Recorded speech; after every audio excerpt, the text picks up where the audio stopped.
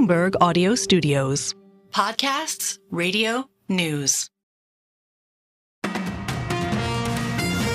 Good morning, I'm Nathan Hager. And I'm Karen Moscow. Here are the stories we're following today. We begin with the latest developments in the Middle East. President Biden is warning Israel that any invasion of the southern Gaza city of Rafah would cross a red line. In an interview with MSNBC, the president criticized the high death toll in Gaza.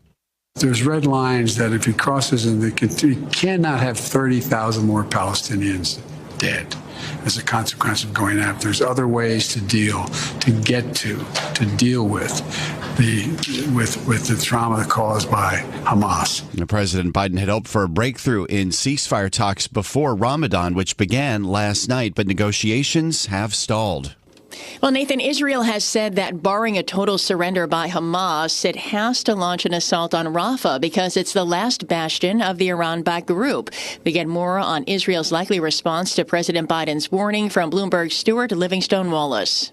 Netanyahu does have a long track record of largely ignoring U.S. presidents when it doesn't suit him. And I think in this instance, what he's trying to balance up is the goal that he set for the country after the events of October the 7th, which was we need to destroy the Hamas leadership. And the only conceivable way he can do that is to go into Rafah because, that's where many of them still are. If he doesn't go into Rafah, then, basically he hasn't fulfilled the pledge that he made after the attack on Israel. Bloomberg's Stuart Livingstone Wallace said Hamas is believed to be holding about 130 Israeli hostages. A Hamas official, in an interview with Bloomberg, claimed dozens have been killed by Israeli fire. Turning back home to the nation's capital, Karen, later today, President Biden sends Congress his budget request for the next fiscal year. That's as lawmakers race to finish work on their remaining government funding bills for this year and avoid a shutdown at the end of next week. House Minority Leader Hakeem Jeffries is putting pressure on Speaker Mike Johnson to act on $95 billion in stalled aid to Ukraine, Israel, and Taiwan. The reason why it's not happening is because there's a pro-Putin faction in the Republican Party led by Donald Trump and Tucker Carlson who are blocking this legislation, and that's shameful. Democratic leader Hakeem Jeffries was on CBS's Face the Nation, heard Sundays on Bloomberg Radio. While he releases his budget, President Biden will be in Manchester, New Hampshire today to talk about lowering costs for families. It's part of a tour of battleground states this week following his State of the Union address. Well, turning to the economy now, Nathan, this week the bond market faces its own Super Tuesday of sorts, the release of the Consumer Price Index. It's fresh inflation data that investors will use to predict when the Fed will start cutting interest rates. Former Treasury Secretary Larry Summers says there is potential for surprises. Market used to be expecting 6 cuts in 2024. Now the market's expecting 3 cuts. And the Fed's carried that off skillfully. There hasn't been much disruption or dislocation as that change has taken place. But I think that's going to be there with us. And Larry Summers added that there's an increasing chance that policymakers don't end up lowering their benchmark rate this year. You can hear Summers' full comments on the Bloomberg Wall Street Week podcast, available on Apple, Spotify, and anywhere else you get your podcasts. Well, now the latest on the equity markets, Karen. Futures are lower as we begin a new trading week, but look at Bitcoin. It is on the rise once again, topping $71,000 for the first time. Checking Bitcoin right now, it's trading at $71,200. We're also seeing crypto stocks rise on the news. Coinbase Global is up more than 5% in early trading. MicroStrategy's up more than 7%. Well, in company news, Nathan, the social media platform Reddit is closing in on one of the biggest initial public offerings so far this year. We get the details from Bloomberg's Doug Krisner. It would be one of the biggest IPOs so far this year. We are told Reddit is planning to sell 22 million shares. They would be priced between $31 and $34 each. Earlier, Bloomberg reported Reddit was targeting a valuation of as much as $6.5 billion. We're also told Reddit is setting aside nearly 1.8 million shares to be bought by users and moderators who created accounts before January 1st. Those shares would not be subject to a lockup period, and that means the owners can sell them on the first day of trading. In New York, I'm Doug Krisner, Bloomberg Radio. Okay, Doug, thank you. Now, there could be a bad omen for Apple, and it's coming from Warren Buffett. More on that in this report from Bloomberg's John Tucker. And Nate, Warren Buffett's Berkshire Hathaway sold just over 1% of its holdings in Apple last quarter. When Berkshire last sold the stock between 2019 and 2020, That selling persisted for several quarters. Well, Apple stock has been hit hard by a drumbeat of negative news, including a $2 billion antitrust fine, slumping sales in China, and the scrapping of a decade-long car project. They spent $10 billion on that car project. Apple saw iPhone sales in China drop 24% over the first 6 weeks of this year and lost its title of China's best-selling smartphone maker. Well, analysts' revenue outlook for this quarter and next is pretty grim. Berkshire Hathaway sold 10 million Apple shares, equivalent to about $1.69 billion in the final quarter of 2023. Apple hasn't participated in this year's stock rally. Since the start of the year, it's down 11%. John Tucker, Bloomberg Radio. All right, John, thanks. So we have another note on Apple this morning. The company is preparing to open its 8th store in Shanghai this month. The move adds to its largest retail network after the United States at a time iPhone sales in China are slowing. Now, if you think you missed out on the massive rally in the so-called Magnificent Seven stocks, there may still be time. Strategists at J.P. Morgan Chase say those stocks, which include Nvidia, Microsoft, and Amazon, are cheaper compared to the rest of the equity market than they were 5 years ago, given their latest set of earnings. J.P. Morgan says it still favors growth over value stocks. Now, Nathan, to news in the airline industry and more trouble for Boeing. Delta's CEO says the airline now expects deliveries of its Boeing 737 MAX 10 aircraft could be pushed out to as late as 2027. Delta has orders for 100 MAX 10 planes and options to purchase 30 more and was expecting to receive them as soon as next year. The potential delay comes as Boeing faces more federal safety and criminal reviews after a series of incidents, including the blowout of a fuselage section during an Alaska Airlines flight in January. And it's time now for a look at some of the other stories making news in New York and around the world. And for that, we're joined by Bloomberg's Michael Barr. Michael, good morning. Good morning, Karen. Oppenheimer was crowned Best Picture at the 96th Academy Awards. Christopher Nolan also took home Best Director honors for Oppenheimer. Movies are just a little bit over 100 years old. I mean, imagine being there 100 years into painting or theater. We don't know where this incredible journey is going from here, but to know that you think that I'm a meaningful part of it means the world to me. The most closely watched contest of the Academy Awards, aired on ABC, went to Emma Stone, who won Best Actress for her performance as Bella Baxter in Poor Things. It's about a team that came together to make something greater than the sum of its parts. And that is the best part about making movies. Cillian Murphy also won his first Oscar, named Best Actor. Robert Downey Jr. won Best Supporting Actor at the Academy Awards, notching his first Oscar.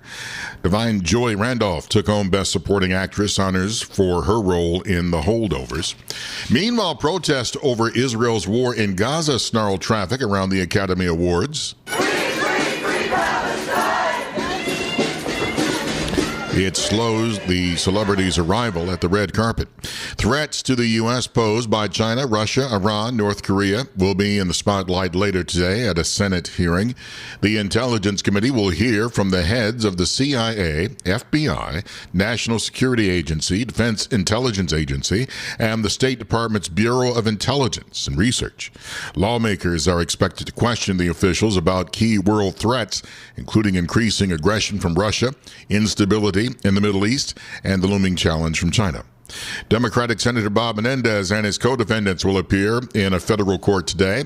The senator from New Jersey is facing a new superseding indictment and more charges brought by federal prosecutors in the Southern District of New York. Added new charges for the senator, his wife. Alleged co-conspirators include conspiracy to obstruct justice and obstruction of justice. They accuse Menendez of working to benefit Qatar, along with Egypt. Heavy rain has brought flooding to parts of the Northeast in Essex County, New Jersey, along the Passaic River. A number of residents in Fairfield have already moved their cars to higher ground in anticipation of the water level continuing to swell. Yards are already submerged, especially those along the Passaic. One resident says FEMA raised her house to a second level 17 years ago, so now she feels safe. They elevated me way above the base flood level, like a foot above. I'm self-contained upstairs. It's wonderful. I fish off the deck, I grill my food, and I don't have to go to work for a few days. It's a good excuse. Today, strong wind gusts will hit the tri-state area of at least 50 miles an hour. Global news 24 hours a day and whenever you want it with Bloomberg News Now. I'm Michael Barr. This is Bloomberg, Karen. All right, Michael, thank you. And it's time now for the Bloomberg Sports Update, brought to you by Tri-State Audi. For that, we bring in John Stashower. John, good morning. Good morning, Karen. To say the Knicks struggled to score would be quite the understatement. Only 15 points in the first quarter. The second quarter was better. They scored 16. They finished with 73, fewest scored in an NBA game this season at the Garden. Philadelphia won an ugly one, 79-73. Knicks shot only 33%, had 19 turnovers. Their coach is Tom Thibodeau. I thought our defense was good. I thought the rebounding was good enough. And then they made a couple shots at, late in the third, start the fourth, but we fought, got back. We had a chance at the end. We had a couple turnovers that hurt us there. The same two teams right back at the Garden tomorrow. The Knicks still sit fourth in the East, but just barely. They lead Orlando by a half game, Philly by 1, Indiana by a game and a half, and Miami by 2. The Pacers beat the Magic. The Heat were upset, lost at home to the Wizards. Good win for the Nets, 120-101 at Cleveland. Mikal Bridges scored 25. In L.A., Anthony Davis scored 27. He had 25 rebounds, 7 steals, 5 assists, and 3 blocks in a Lakers win over Minnesota. Islanders stay hot, won their 6th in a row, 6-1 at Edmonton. NFL free agency kicks off Wednesday. There's word that Russell Wilson will sign a 1-year deal with the Pittsburgh Steelers. They drafted Kenny Pickett in the first round 2 years ago. He seemed to regress in his second season. Another QB, Baker Mayfield, staying with Tampa Bay. A year ago, he signed with the Bucs for $4 million. This deal is for $100 million over 3 years, half of that guaranteed. The Patriots will reportedly trade QB Mac Jones to the Jaguars. He's a Jacksonville native. Scotty Scheffler shot 66, pulled away, won the Palmer Golf at Bay Hill by 5 strokes. John Stashower, Bloomberg Sports. Nathan? Okay, John, thanks. Want to turn right back to the market, get you set for the trading week ahead at a time when gold and Bitcoin are trading at record highs, while futures are pulling back a bit as we await key inflation data later on this week. Joining us now is Dennis Gartman, the chairman of the University of Akron Endowment Investment Committee and the former publisher of the Gartman Letter. It's a pretty interesting time in the market here, Dennis, with some of these inflation hedges trading at all-time highs. We saw that big swing in NVIDIA stock to end the week. How do you read that swing to the downside now for NVIDIA? I pay attention to the charts. Fundamentally, you want to understand why something's working, then you want to understand why the technicals or how the technicals are functioning. And one of the most important technical circumstances that can prevail is what's known as a reversal day, when you make a new high, trade to new highs on volume, and then break below the previous day's low and close below the previous day's low. When you have an outside reversal day, that's important. An outside reversal week is even more important. But you had an outside reversal day after just euphoria in NVIDIA on Friday, and I think that can mark a very important top in that stock. It's the first time I've talked about that for a while. But we had an outside reversal day in NVIDIA, and you had weakness across the board in most of the other high-tech stocks on Friday following what happened to NVIDIA. So I think you have to pay attention to the fact that so many people have bought into that stock in the course of the past 2 or 3 or 4 weeks and now find themselves trapped in a rather uncomfortable positions.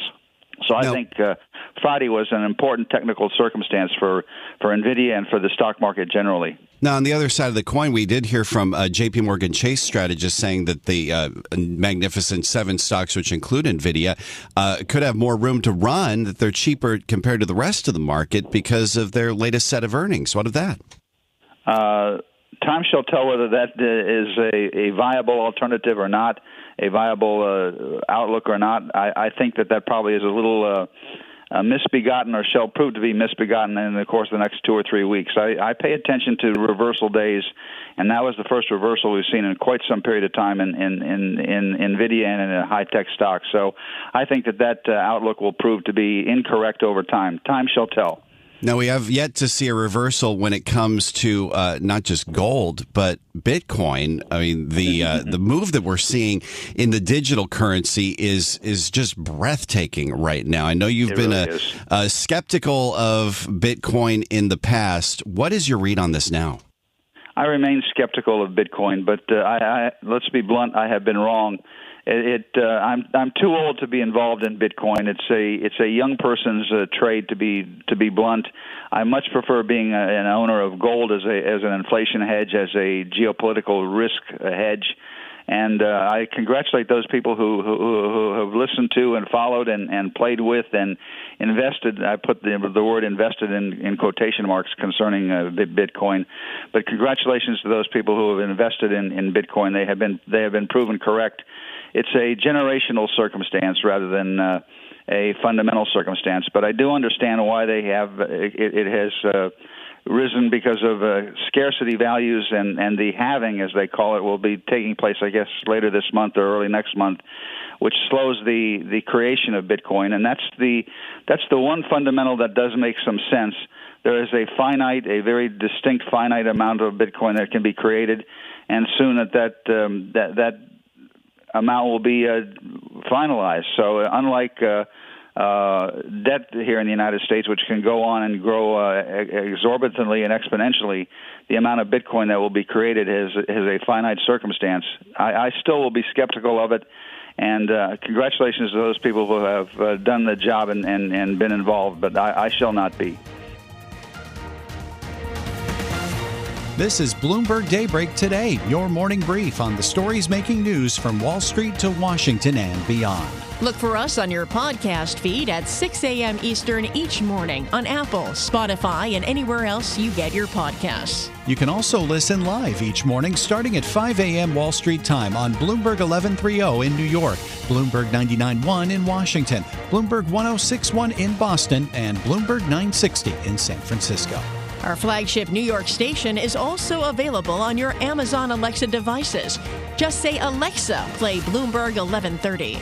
Plus, listen coast to coast on the Bloomberg Business app, SiriusXM, the iHeartRadio app, and on Bloomberg.com. I'm Nathan Hager. And I'm Karen Moscow. Join us again tomorrow morning for all the news you need to start your day right here on Bloomberg Daybreak.